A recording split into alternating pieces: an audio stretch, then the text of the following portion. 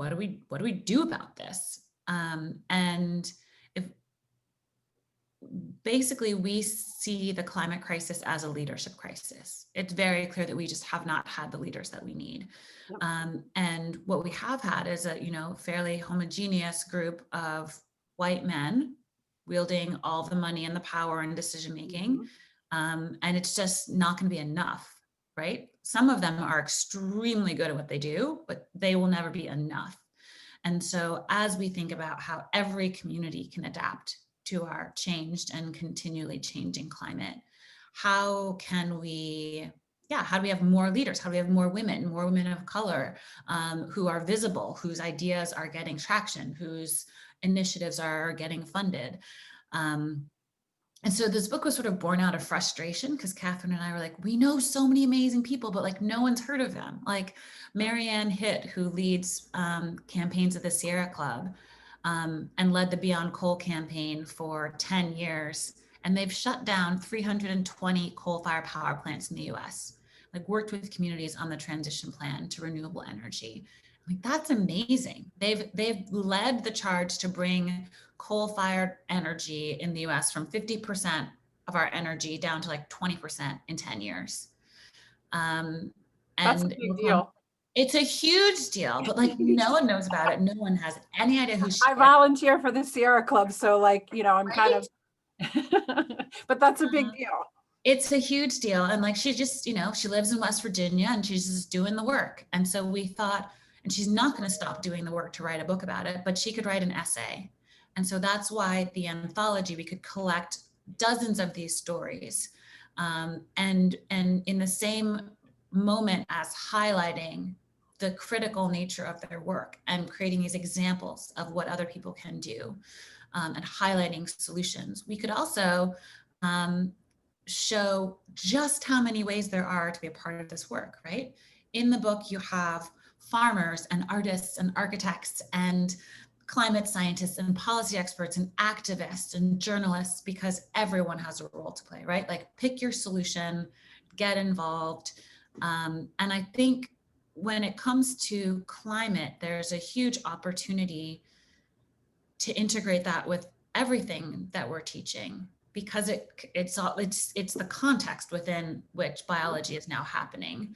And it's very interesting, actually. Like, if we forget the sort of like apocalyptic possibilities, it's really fascinating to learn the ways in which different species and ecosystems are adapting, right? If we think about how ocean acidification has led to fish not being able to smell in the same way because they're inhaling water whose like seawater whose chemistry has changed, mm-hmm. and they can't smell predators, and so they're not running away from them, and the predators can't smell the prey, or the salmon may be having trouble smelling their home streams. Like, this is very interesting biologically. And we're only just beginning to understand some of those pieces.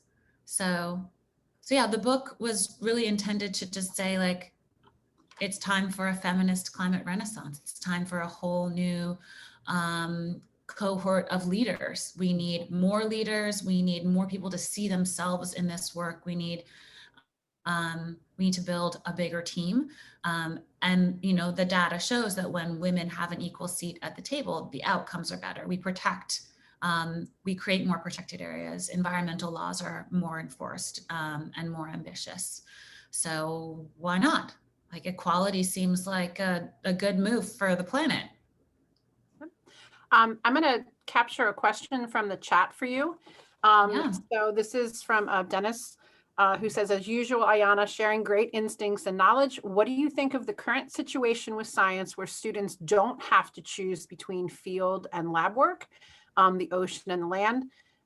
Seems like there's more recognition that it's questions that will lead you where to go. Seems easier than ever to have a great multidisciplinary career. I'm just rereading the question quickly. I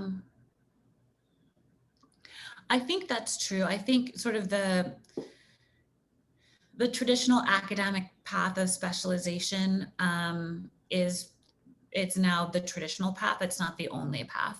And I think that's a really big difference. That said, I collaborate with deep subject matter experts all the time, right? There still is a place for that. It's just not me. So I think the answer is yes. When I started graduate school in 2005, it was still weird that I had like a chapter on behavioral economics and one on policy and one on fisheries management and one on ecology, right? And one on sociology. Like that was weird. I don't think it's that weird anymore.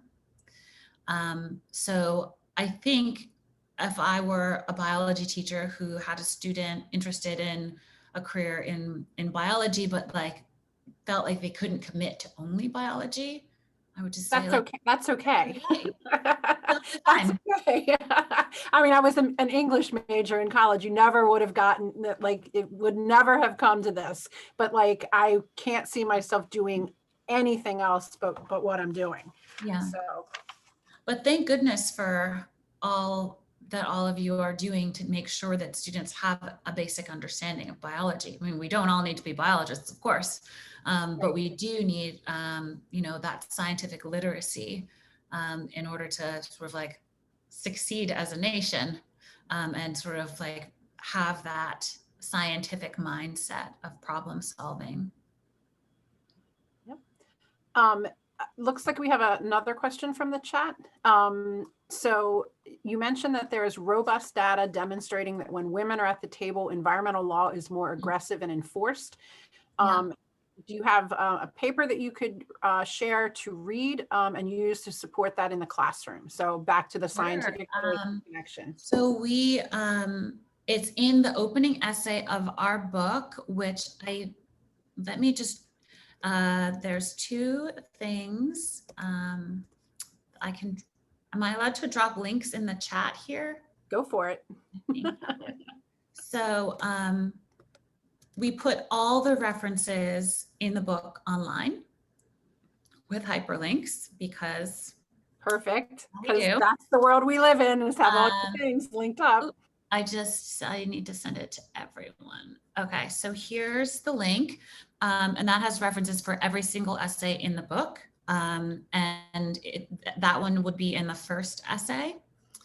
So you'll find the links there, and then since $29 for a hardcover, I don't expect everyone to buy it. I certainly don't expect all the students to buy it.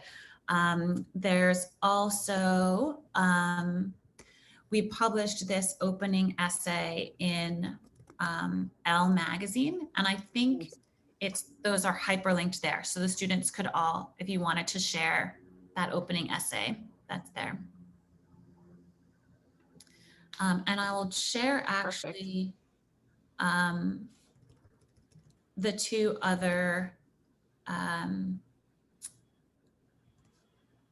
pieces that we published in the book in magazines, in case they might be exciting to your students. There's one about how the movie Black Panther is one of the only examples that we have of what it looks like if we get it right in terms of climate change, a sustainable future.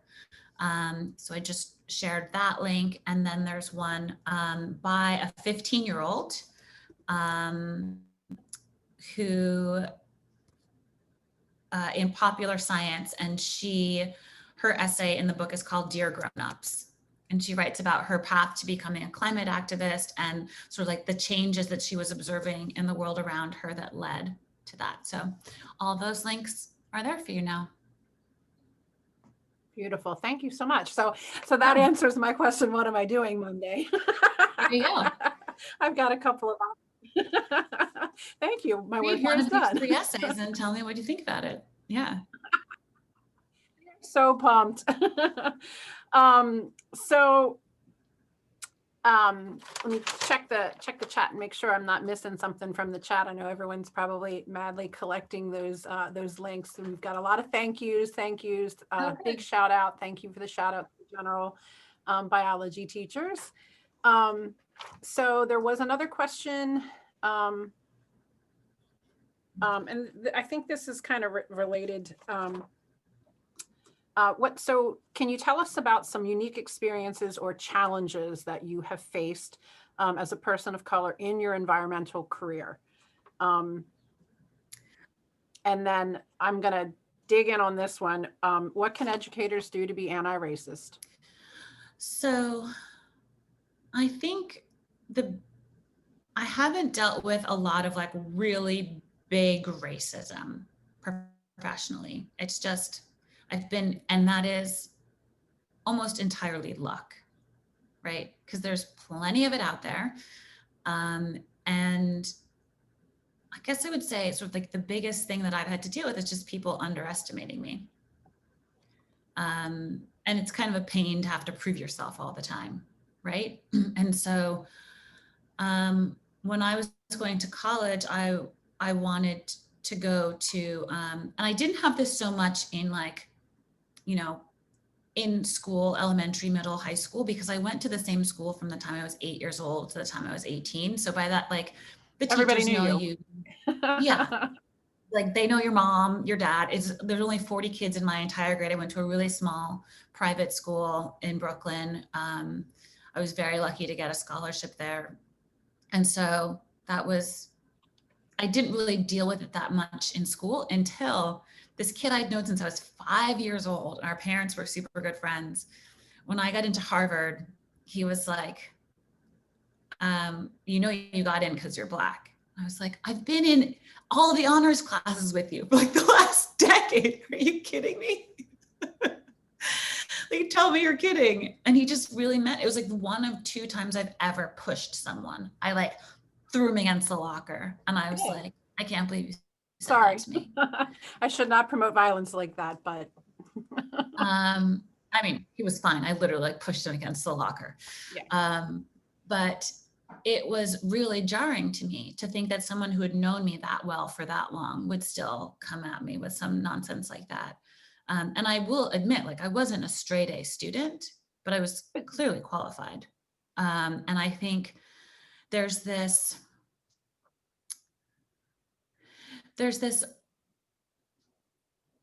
desire to say that everything is about grades, that like, but that's actually not how you get into college. It's the like full package, right? So all the other things I was doing, like leading my school's diversity group, facilitating, citywide and national conferences on diversity. I was a modern dancer and a gymnast and a jazz singer.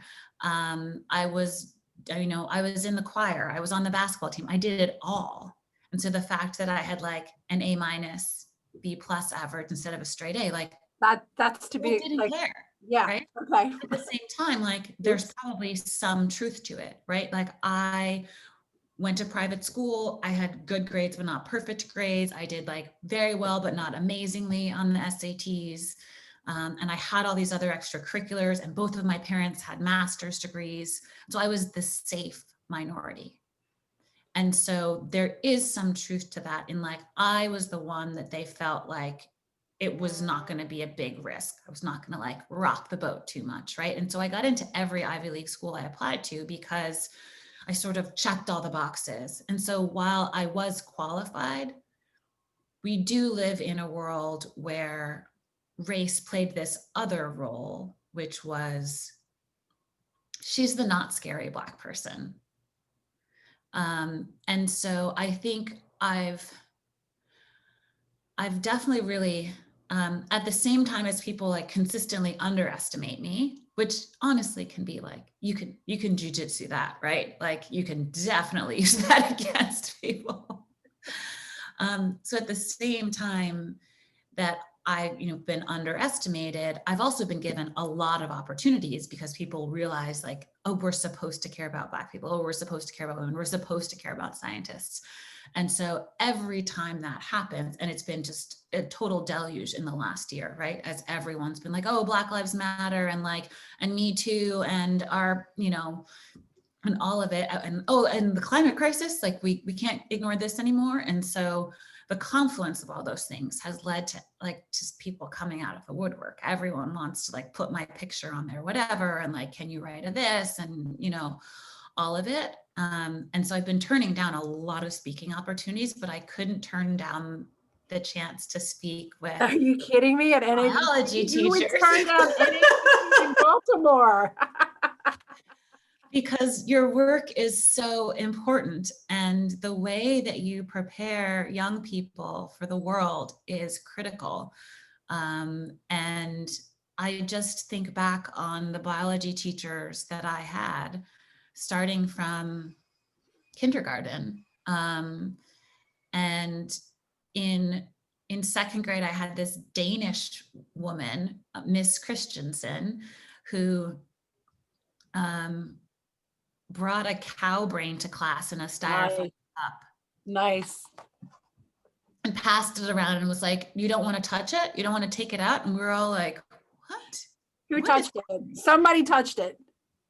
Totally, so much." And I touched it with the eraser of my pencil, and I was that like, counts. I was like, "This woman is the coolest person I have ever met." And she asked us if we knew how to spell the word muscle, because we had been like, our homework was like something about anatomy, and I was just like, I've really let her down. I have no idea how to spell this word. It doesn't make any sense to me.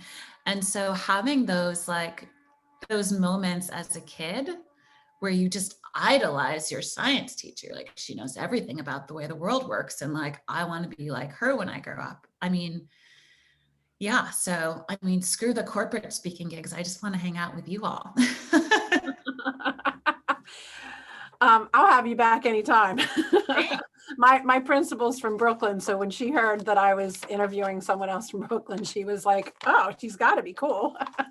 I mean, it's too high a bar. The Brooklyn cool is like too much for me to handle.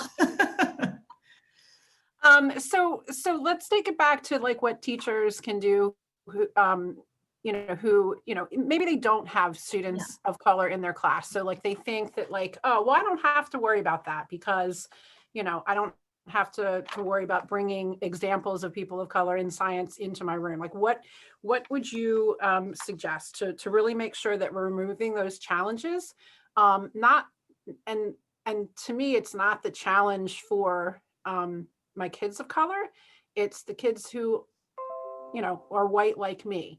Like, what do they need to see that we're, kind of responsible for creating in our classroom? Yeah, I mean, I think, sort of reflecting on my experience, I think starting with the assumption that students of color could be scientists is one. Making sure that they know that you think they could do this if they put their minds to it is really important. And for white students, it's certainly important to see those examples of scientists of color. So when they imagine what a scientist is, they have a more full picture of that. And there are obviously like endless stories of groundbreaking scientists of color that are like fascinating. Like I was reading about George Washington Carver a few months ago as we were editing the anthology. There's a Black woman farmer who wrote an essay and references his work, and it's amazing. Like the cultivation of the peanut was a whole ruse to get people to plant legumes so that they would re-enrich their depleted soils. Like, what a great trick. Yeah. He's like, oh, well, let me like trick you into fertilizing. And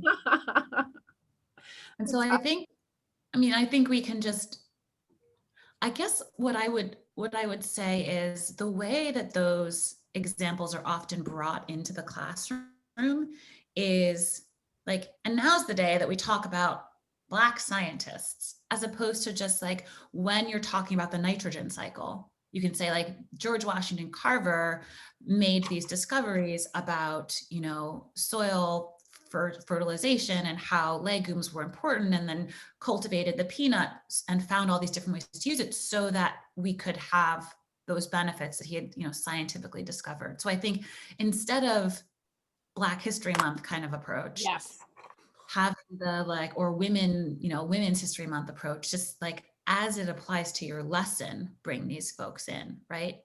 And I think that would be much more powerful, because then it's just like, oh, it just so happens that a Black person discovered this. Just like anybody else. Yeah. And I think the other thing I would say is like, actually go into the science. Like, we spend a lot more time talking about the biographies of and the little scientists of facts. color. Yeah. And, how exceptional they were to like make it through as a person of color and do the science. We don't actually talk about their science. So like, talk about the science. Yeah. And like weave it into whatever the topic is. And I think that would make it stick for more kids too. The information, like that's like how we discover these things, how we learn these things, how Rachel Carson learned about this potential of a silent spring, right? Like how she put all that together is actually like the science of it is fascinating, not just the fact that she like broke ground as a woman.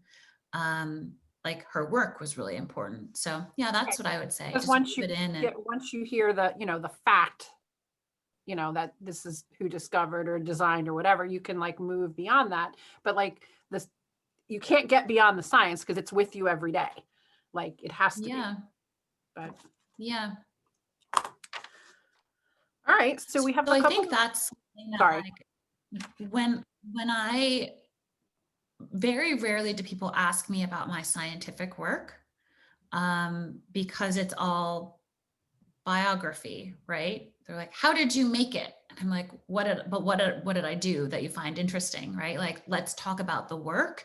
And so I think to the extent that we can talk about the work, and less the personalities, that would probably get us pretty far. I mean, there's some charisma. I've got to scratch my next question now. No, I mean, this is a different scenario. Ask me anything. Okay. Like, check. I'm taking copious notes here. I'm like writing my lesson plan for Monday. So the question from the audience was, where do you draw your inspiration? And so like, I think that like, that could be the perfect segue into like, what's your, like, give us the science, like what did get you going? So when I was doing marine science, it was, and I don't expect people to ask me about science because I'm not doing science anymore. So don't worry about that. I haven't really done my own research since graduate school because I wanted to learn the science so that I could be useful in policymaking. That was always the goal. And to understand other people's science well enough so that I could interpret it appropriately, right? Like I can read the papers even though I'm not writing them anymore. Like I really understand the stuff. So I guess I would say, sorry, I lost my train of thought. Oh, who inspires me? When I was doing all this work in the Caribbean, as the daughter of a Jamaican immigrant, I think a lot about culture. I think a lot about what does it mean for Caribbean cultures if we don't have fish or coral reefs, right? And so what inspires my work is like a beach, like fish fry. Like, how do we get to keep having these, right? Like, how do we, like, I think of ocean conservation as cultural preservation because we could eat something else. We could figure out another way to feed ourselves, but we would have lost so much cultural wealth and sustenance. So I think a lot about the communities who rely on nature as a motivation for my work and the people who are at risk. I think of science and policy as tools, and the goals being like, how do we get to keep living on this planet? And I've never been one for heroes. Like or like celebrity. And I skipped all that when like all the other kids in middle school and high school had like posters of like hot actors or, boy bands or whatever on their walls. I just didn't get it. I've never been into like the famous person. Like I've never had a celebrity crush, which is weird because there's some good ones out there. I've got some ideas. I mean, more people should have crushes on scientists, right? Totally. We'd get a lot further. So I think this question is actually really hard for me because I don't have like specific role models. I will say that when I had this is actually an interesting one. So when I was in 6th grade, my earth science teacher assigned everyone, you have to read a biography of a scientist. It can be any scientist. Just to understand, like, what is the life of a scientist? And my mother, of course, gave me a Rachel Carson biography, a short one. And I read it and I was like, she did what? And I was totally blown away. And I think what really blew me away is like how diligent she was and how alone she was and how she just kept going. It was more like the perseverance, like the scientific rigor, that kind of perseverance, and like everyone trying to tear her down. And she was just like, this is the right thing to do. I'm going to keep doing it. And sort of the morality of scientific discovery and of science communication was, I found to be really compelling. I love that. That like relentlessness, like despite like nobody else is like doing that. That's not the cool thing to do, but you know. In particular, the way that they describe it was like, they described her system of using index cards to do her research. And so I could really picture the way that she was like collecting information and like organizing it and laying it all out and like going to libraries and like, you know, trying to, you know, talk to the experts. And it was super fascinating to me, because I think that process of science is super interesting. Like, we always want to talk about the results, but like the process of discovery, I think we should probably give more attention to. Absolutely. And you know, that was before the sticky notes. So like now I've got like all the sticky notes all over the place, and I'm whiteboards. All right. So going to take a couple of questions from the chat. When did you get to ask and answer your first question as a budding scientist, and how did that feel? Ooh.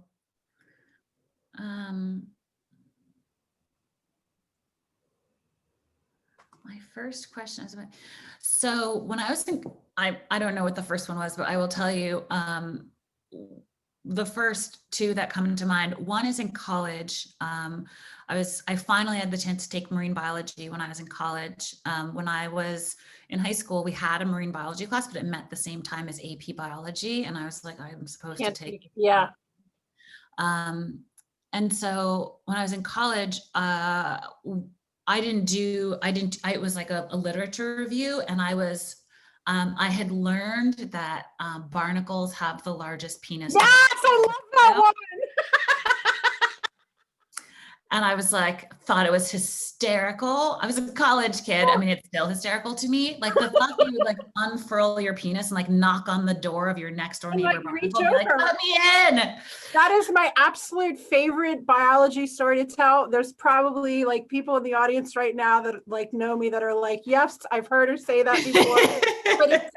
but I learned that story like while outdoors, you know, on a trip where we were like, you know, we weren't looking at it happening, obviously, but like, you know, that discussion with the bio teacher.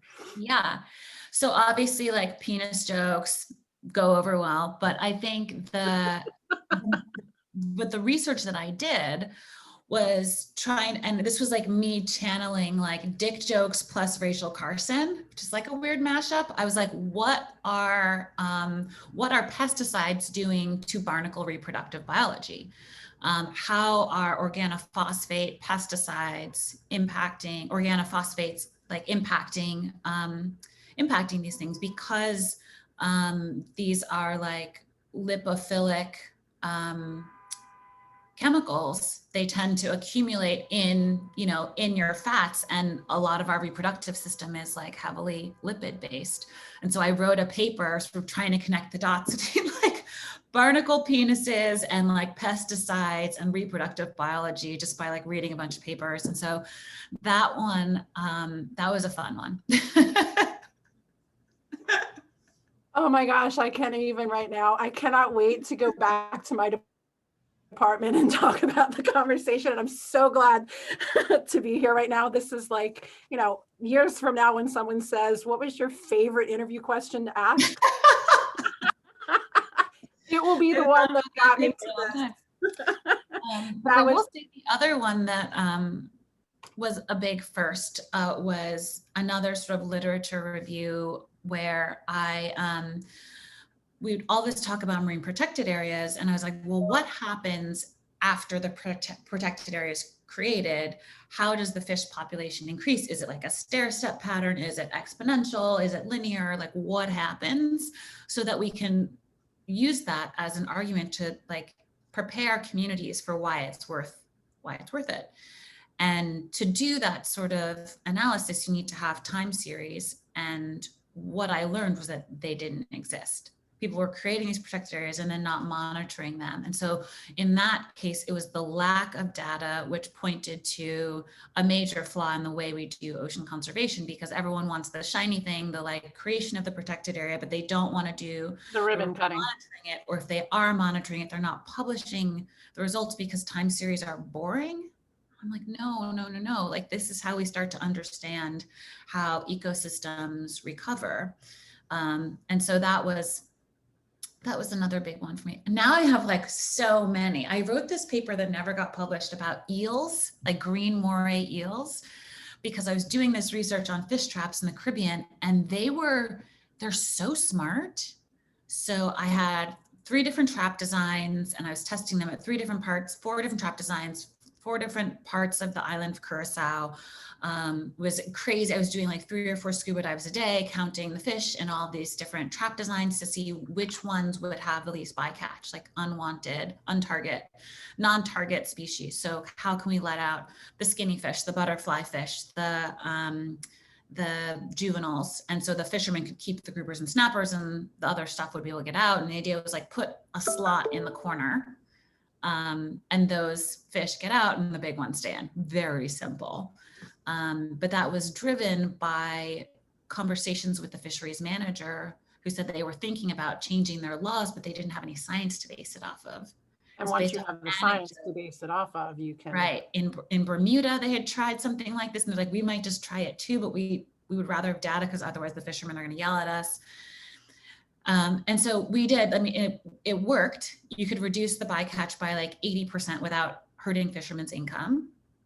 And doing that math to show the financial impact or lack thereof was actually critical. So that was my first example of mixing ecology and economics being really powerful. But what the interesting sort of like, I published that work, but I didn't really publish, it's like buried in my dissertation, that green moray eels were the one thing that figured out how to get in and out of the traps. And they would come in the traps and they would just like eat the fish. And so they would come in, sometimes you have like 4 of them in one trap, and they're huge. They're like huge, like 6 feet long, like this big around, some of them. And they just were using these fish traps as a buffet. They're like, this is great. You're going to catch all the fish for me. And then they would kill the fish and like hoard them in the corner. So they would like be wrapped around this pile of like dead parrotfish.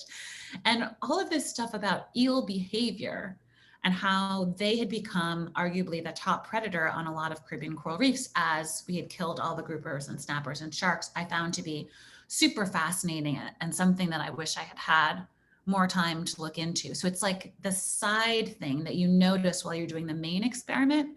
So I guess the lesson is like, it's not a distraction. If something else comes up in your research and you're like, ooh, like, let's figure that part out. I think that is really exciting for kids. And so to the extent that it's possible to build into lesson plans the opportunity for a detour if something goes wrong in an experiment or they notice something, those can often be like really great learning experiences too.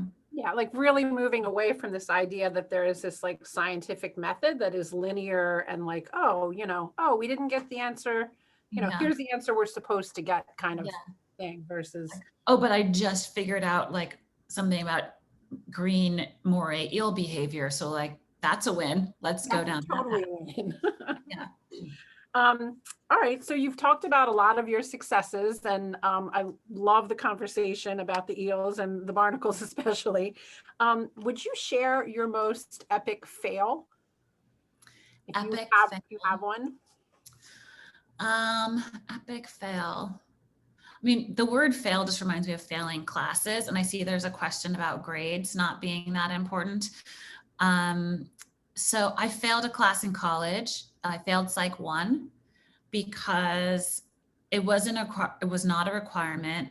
It was in fact at Harvard, they have a slightly different system. You just take 4 classes at a time, and that's like your full load. It's not credits, like each class is worth 1 credit. So 4 is a full load. You can take 5 if you want to. And so I was like, oh, I'll take a 5th. I'll take psychology. It's super interesting. And then I got a babysitting job during the lecture time, and I didn't go. And like, who likes to read textbooks? I was one of the kids who just like went to class and then remembered what the teacher said, but I didn't go to class and I didn't read the textbook, and I was dating a psych major, and I thought I would just like, I don't know, absorb it. And I just, yeah, I took it pass fail, and I figured they would just pass me, and they didn't, and I failed. And what that meant was, if you pass, it doesn't affect your GPA. It's a P. If you fail, they actually average it in as a 0. So taking that class and then not taking it seriously and not dropping out and having just like a withdraw on my record is the reason I didn't graduate from college with honors, which is a little bit of a bummer, but like my life is fine. And nobody knows about that unless I tell them. And I don't think anyone's asked me for my transcript. We're telling the barnacle story, not this one. Yeah. I'm trying to think of like other more recent ones. That the word fail, I always associated with that. And I kept the textbook for like 10 years as a let it be a lesson to myself. It was like on my bookshelf. It was like the Psych 1 textbook, like don't fail things anymore. And then when Marie Kondo became did you read it? No, I never read it. Okay. I never read it. It was just there to torment me. And then Marie Kondo became popular, and it was like, you know, like only keep the things that spark joy. And I was like, that's gone. I love it. I have plenty of failures, but I think of them more as like iterations. And so I guess maybe I'm going to be thinking about this all day, but maybe I definitely have a lot of small failures. I don't know if I have like an epic one. Don't think about it all day. This actually reminds me, my dad was like, you don't take enough risks.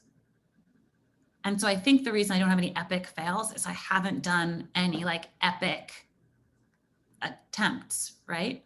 Mm-hmm. And so, yeah, maybe I'll fail in 2021 because I'll be trying something bigger. Stay tuned. We love it. All right. So clearly you are a champion for science communication and for social justice. What advice would you give to life science and biology teachers who seek to build a more diverse, equitable, and inclusive movement and advance social justice? So like, how can we be the change in the world that you are? I think it can be just so simple as showing up, right? And like saying that these things matter. And having it not be a special side thing for special moments, but just like, these are my values every day. Not that we have to like constantly be talking about it. I think there's the awkward sort of like overcompensation that sometimes happens, or where people constantly need to tell you they're not racist and constantly need to like be parading around their Black friends and constantly need to like, no, I'm one of the good ones. Like, I think we need to do less saying I'm one of the good ones and more like showing. Doing, yeah. So figuring out how we can lead by example. I mean, there's this great quote by this is writer, organizer, thinker, Adrienne Marie Brown. And she writes, "What you pay attention to grows." And so it's a matter of like how we're dedicating our attention and our time. And it's pretty transparent. Like your students will know if you like say Black Lives Matter but are a jerk, like everyone knows. So worry less about maybe like saying the right thing or like saying a lot of things, and more about how do your views manifest themselves in the way that you show up for your students. And I think now is obviously a particularly hard time to be a teacher, in the middle of a pandemic and a recession and our tenuous democracy and and the climate crisis, which students are aware of at younger and younger ages, which I cannot even imagine how that would feel to be a young person grappling with any one of those things, and the way that that's affecting your family and your home and your ability to concentrate. And so I think part of it is just making sure that we acknowledge the realities that other people are living through, right? That like systemic racism and the way that things have been entrenched for generations means that even smart kids who want to do the right thing in terms of like, getting all their homework done on time and like showing up to class on time and like being cheerful and whatever, like that's sometimes an unrealistic expectation given all the other pressures that people are under. I mean, this summer, as the movement for Black Lives was resurging, I couldn't get anything done. And I am like, of all the people I know, I have the greatest capacity for what I call robot mode, where I just like shut out the world. I'm just like, we're doing this project, like I'll deal with the rest later. But I couldn't do it anymore. And so I think just having that, offering that grace and not making it a big deal, I think maybe that's the thing. I think when white people in particular, they're like, I'm one of the good ones. And you sort of like, but I'm one of the good ones. And you're just like, stop saying it. The need for like a thank you and an acknowledgement for just doing the right thing. Like we have to, like, you don't get a cookie for not being racist. And so I think we need to sort of just say like, this is the baseline, as opposed to like getting bonus points for understanding that systemic racism exists. So I think we just like raise the bar, and it's the long game, right? Like, and acknowledge that we're all hopefully evolving and learning and iterating together. And so offering each other that grace, but making sure we extend it also to students who have a lot of other challenges. I mean, the stories that we've seen this year about Black students having the cops called on them because they like weren't paying attention to their screen or whatever, like, give me a break. Like, this is such a hard time to be a teacher and also a student. And so as much as we can just say like, we never really know what someone is going through. And obviously like, you're in a really hard position of like trying to remotely monitor students and make sure that they're learning and no one's being disruptive and all of this. But I don't know, I'm sort of rambling, but all that is to say, like, I get that it's a challenge. All right. So that was our final question. Do you have any questions you want to ask to anybody in the audience? Oh my gosh. Yeah, what advice do you have for me? What do you wish more people like me were talking about or using our platforms to support? What do you need? I'm going to let the chat take on just a little bit before I input myself. I think I'm excited to read the essays. I think that is like a genius approach. I always leave NABT with like 3 or 4 books that I'm like, oh my gosh, I'm like dying to read. And they're probably sitting over on my bookshelf still because like, you know, like who gets the time? But I think that the idea. I've bought like 30 books in the last 6 months and read one. Yeah. Focus right now. Yeah. But like the idea of having like real people, right? Just real regular people and reading in a short clip, right? Like being able to like read this as an essay in your like your regular biology class. It's not all about AP bio, etc. There's a great essay in the book by a soil scientist that's all about microbes in the soil. That could be a really fun one you might enjoy. Yeah. Someone said direct connections between activist students and the policymakers that impact climate. And that's as an answer to your question. That's a good one. Yeah. I mean, these politicians need to be hearing from young people for sure. That's for sure.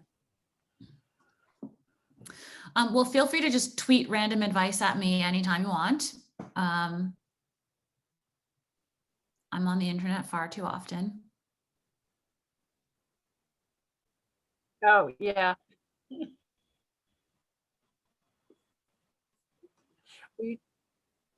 You're breaking up a little bit. Okay. We all, I think like, you know, today in the last couple of days, we probably all have been guilty of that. Yeah, for sure. All right. Yeah, I just got the signal that my internet connection is unstable. So yeah, do you want to put your, can you put your handle in the chat? Oh, sure. That's Instagram and their handles in the chat. Let's see. Whoop. Here we go. So this is me. And I have the same handle on Instagram. Perfect. I should be posting more science. You guys are going to be so disappointed when you go there and it's all like, oh no, you won't. You have not disappointed. Thank you so very much for being here today with us and taking the time to like talk about the thing that we love to talk about. You know, it's exciting. I know it's exciting to me, and I'm pretty sure it's exciting to everyone else on the line to hear and to be looking forward to reading the essays. So don't stop. There's 2 other things I just wanted to mention in case they're helpful as a resource for you all.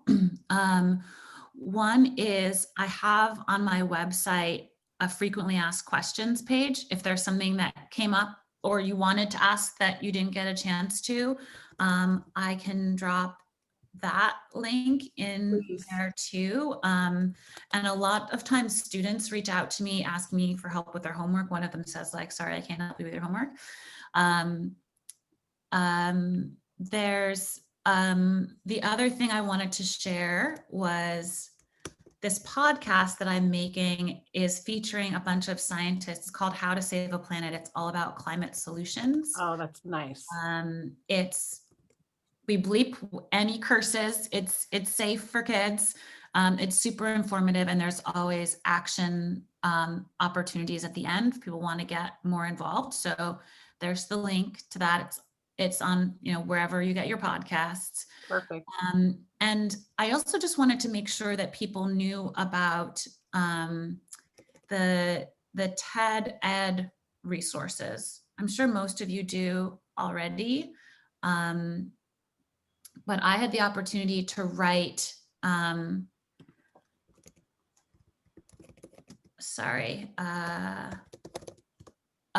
scripts for 2 of these different things. One was about overfishing and one was about ocean farming. So here's one of them. Those were the two that I gave my students to choose. Oh, good. To watch. And they have, but more generally, the TED Ed platform has lots of videos, but then also lesson plans and quizzes. So if you haven't had a chance to check that out yet, they have stuff on every topic like why do we sneeze? And like, what was the Civil War about? They've got like a whole bunch of stuff. So hopefully that would be a useful resource for you, since we're all online anyway, and it's has the chance to be a bit interactive. So can I just say thank you, Nicole? Thank you for your wonderful questions, and like huge thank you to all of the teachers for everything you're doing, especially in this completely insane year. You're all heroic, so thank you. Thank you so much.